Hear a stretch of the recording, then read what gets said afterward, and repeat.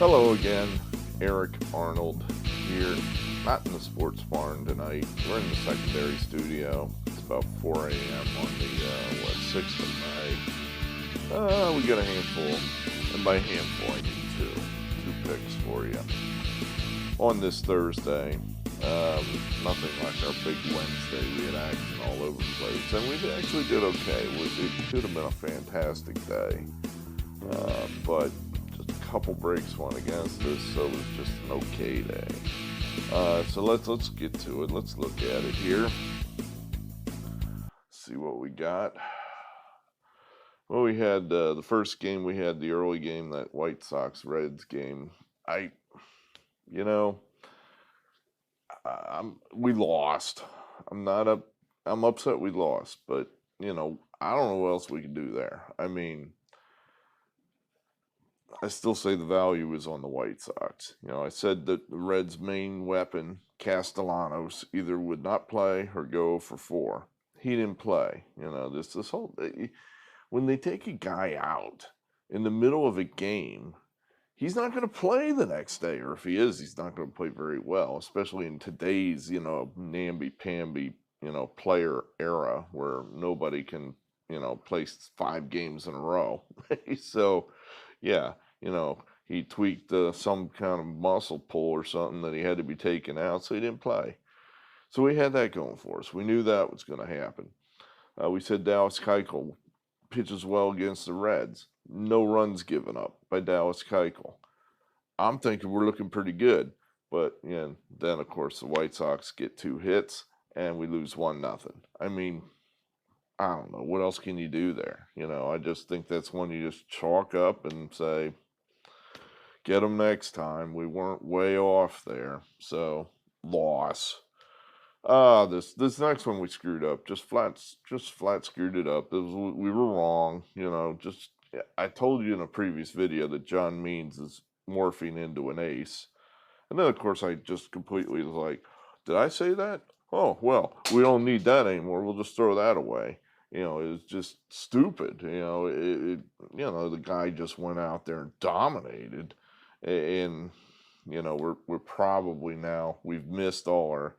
The guy threw a no-hitter. In case you missed it, is it me or does it seem like no-hitters are becoming more prevalent because today's hitters, well, they just suck, and is it possible that there are more no-hitters being thrown now?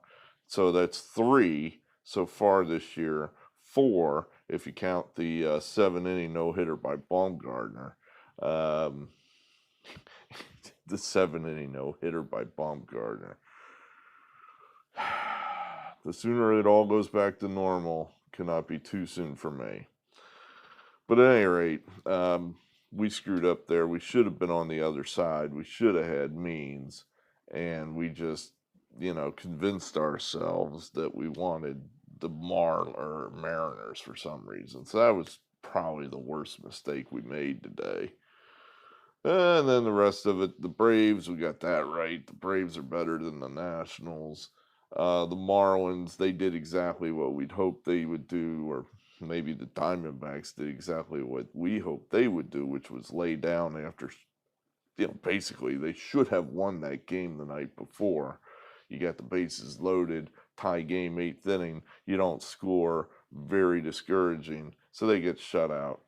The Yankees, they seem to be starting to pick it up. They're, getting behind their crowd. The crowd, thank God for the Astros, right, Yankees? Thank God for them, because the New York Yankee fan has found something that it hates even more than its own team, and that's the Houston Astros. So, the Yankees are now the heroes. You strike out against the Astros, doesn't matter, you're still our guys. It's screw those guys that use the trash cans. So the Yankee fans are having a hell of a lot of fun right now because the Yankees are beating the Astros.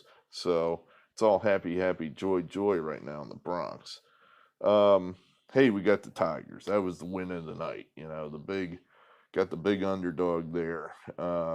Casey Mize did enough. He held them down to 1 run. The Tiger hitters managed to eke out enough offense to get the W. So we got maybe a little fortunate there. A bounce went our way, perhaps. And then, here's where it went against us, where this one, we were 1 out away from getting this damn Dodgers game and getting a nice win. Instead, we took a huge loss.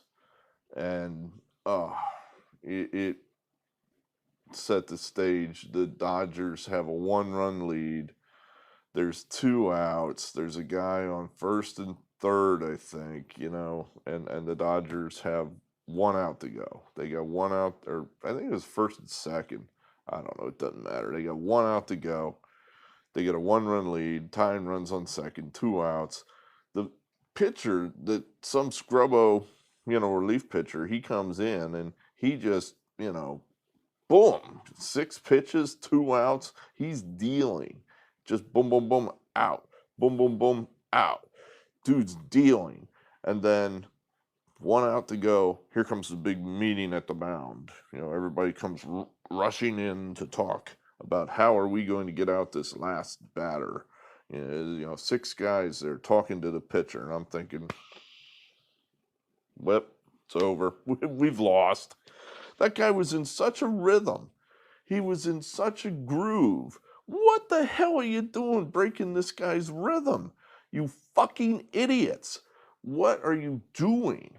And I'm not the only one that thinks like this. I remember very vividly Larry Anderson, a very good relief pitcher in the, he's in both leagues. He pitched for the Phillies twice. He was on that great 93 team that we had. He's now our radio announcer here in Philadelphia.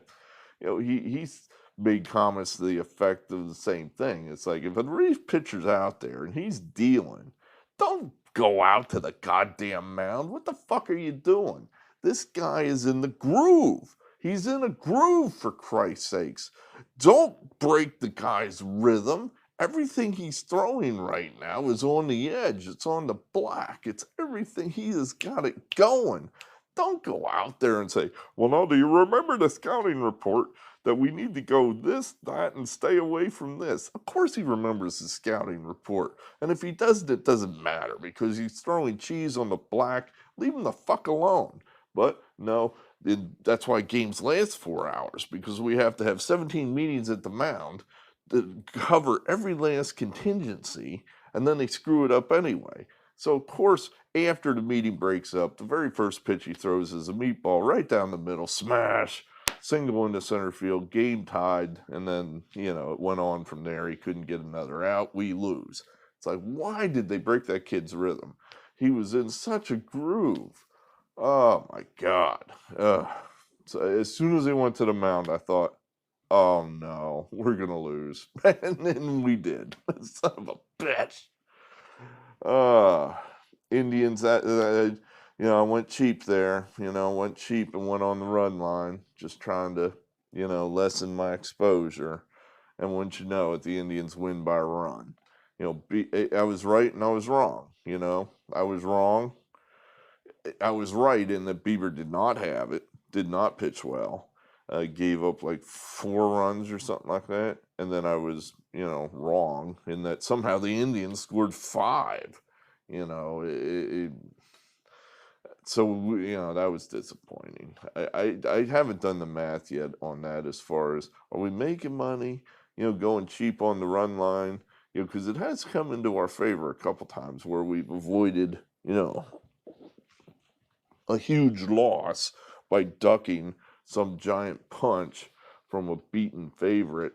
But then like this, we go cheap and we get, it should have been a win. And because we didn't have the balls to lay the big wood, we get punched in the face with a loss. So I don't know if we, are we making money? Are we losing money? I don't know. The Blue Jays, they saved the night, coming through with a rally in the 8th inning.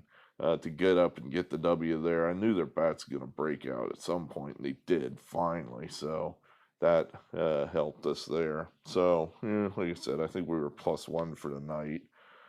With our best picks, the 3s, we were just that much profitable with the 3s. thanks to largely the Detroit game.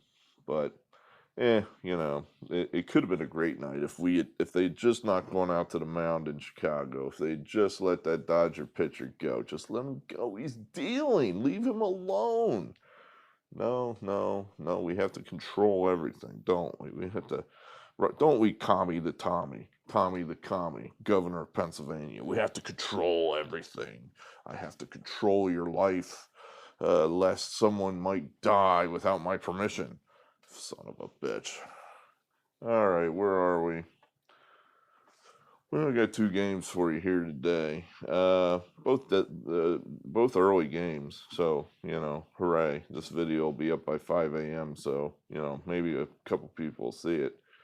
We're gonna go ahead here with the Yankees. We are going to lay the big wood, especially what happened with the Bieber game. I just just gonna do it. Gonna man up, and yeah, I'm almost ready to talk myself into 3 stars on this one, but we're gonna leave it at 2 stars just because I cannot bear the thought of losing. It's like losing twice, and we right now we have a decent 3-star record. I don't know what it is. I haven't crunched the numbers, but at any rate, why do we like the Yankees? Well, they're on a roll. I mean, they're playing well suddenly. Like I said, suddenly their fans are cheering for them instead of booing them. They're booing the other team. I'm sure that's refreshing to the Yankees. I honestly think the Astros are starting to get a little intimidated. That they're kind of like, wait a minute, they all talk tough and manly about how what's done is done.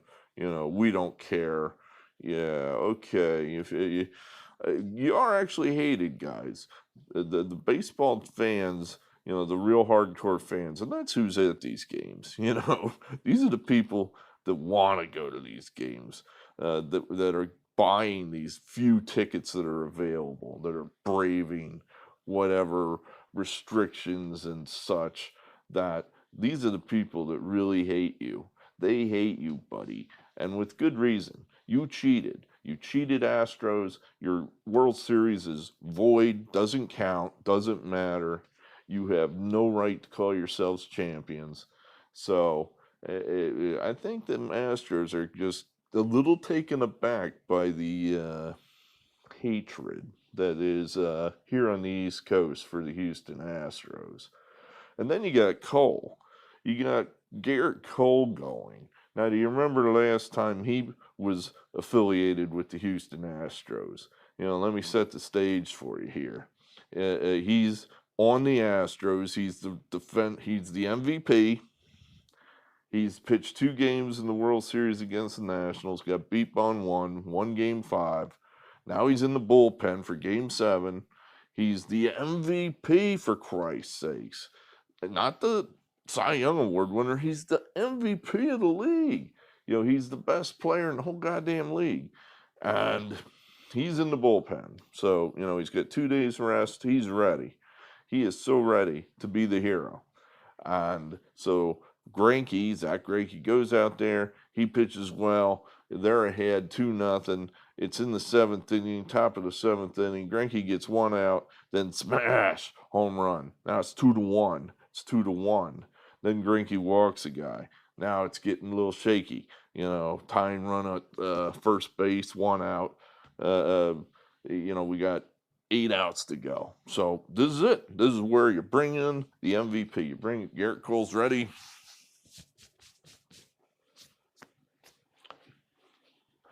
Just his hat. He's going to come in. He's going to be Grover Cleveland Alexander. He's going to be Walter Johnson. He's going to be Randy Johnson. He's going to be all these legendary starters that came in out of the bullpen to win the World Series. Pedro Martinez. He is so ready, man. They go to some guy named Will Harris. Will Harris. Do you know where Will Harris is now? No, no one does. So Will Harris comes in and promptly gives up the go-ahead home run to Howie Kendrick, and it goes on from there, and the Astros lose, and Garrett Cole never does get to pitch. And if I was Garrett Cole, I would probably think about that at least once a day, probably forever. So now I got a chance to face these bastards, these Astros that did not let me get in and be the big hero, even though the manager's long gone. But still, there's still guys over there that were on that team, and I want to prove to them that I would have gotten it done. I would have gotten it done, and they didn't let me. And I resent them for that, and I'm going to kick their ass tomorrow. That's my thinking if I was Garrett Cole. So, hey, I like Garrett Cole in this game tomorrow. I think he's going to pitch well against the Astros at minus 185. I don't think it's that big of a price. I'm going to say I think the Yankees, I think they get a good 70% chance of winning this game. And at 185, that's a bargain. So, we'll take 2 stars just because we've been done by the Yankees multiple times so far this year. That's the only thing else to keep us making this a top play. But we'll say minus 185, and that's 2 stars there. And then the Phillies, we'll throw them in there. They're on a roll. They're just doing it with guys that, no-name dudes. They're going to need a big effort out of Zach Wheeler. He did not pitch well last time out. We're going to say he's going to bounce back here. I think he pitches better at home, probably. Look, the Phillies just play better at home in general. That is a team with a wide spread, much like the Rockies, where the Phillies at home, they can almost beat anybody. On the road, roadkill. Just play against them. They're roadkill. So, looking for the sweep of the Brewers. Who saw that coming? But the Brewers they're a mess too. I mean, it was looking like, happy joy time in Milwaukee not so long ago. But now, something's wrong with Christian Yelich, and he's their main offensive guy. And something's wrong with this guy. He's got another.